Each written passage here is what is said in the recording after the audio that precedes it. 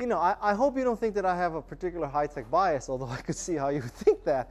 I, I think those things, the many low things make the world a much better place, and I would be completely agreement. It happens that I am not a low-tech investor. I only do high-tech. But yeah, I mean, Nordstrom makes the world a better place. Audi makes the world a better place. Nike makes the world a better place. Somebody might argue with that, but this is not a high-tech thing. Listen, I know I'm in an engineering school, and I know I'm in Silicon Valley, and so I know all that. But man, don't start a business or take a curriculum up because you think that that's what's hot. You should really, truly, and I know this is a cliche, you should really, truly study and do what you love. And I can't promise you if you do that, the money will come. But I can promise you, if you do stuff that, if you take a curriculum or you start a company simply for the money, you'll probably end up miserable. Now, you may end up miserable and poor.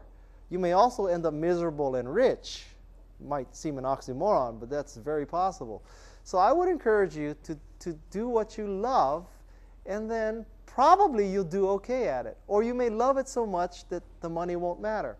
But when I was at Stanford as an undergrad, for a lot of reasons I went into law school after Stanford. And it was a lot of pressure, because back then, this is the mid-'70s, if you're an Asian American, third generation Asian American, you wanted to be a doctor, a lawyer, or a dentist. That was sort of the pinnacle of being an Asian American. So I didn't want to look in people's mouths my whole life. And I didn't, I kind of went to the med school on a introductory med class, and I fainted. Literally, I fainted. So there was only lawyer left.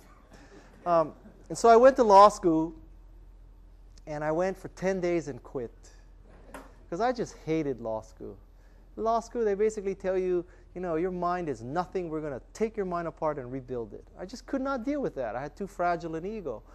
So you might find that hard to believe now. So I quit law school. Now, I view that, I view that as inherent confirmation of my intelligence. Because most people go to law school for 2 years, they pass the bar, they practice 20 years, and then they figure out they made a mistake. I figured that out in 10 days.